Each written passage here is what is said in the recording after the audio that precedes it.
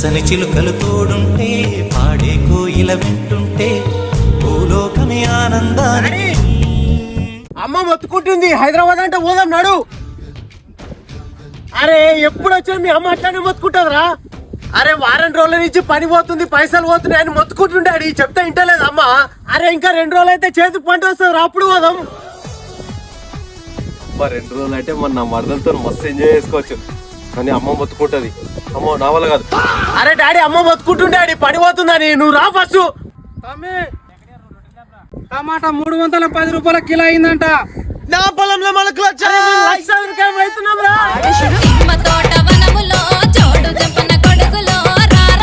అమ్మా టమాటా 310 రూపాయల కిలో అంట.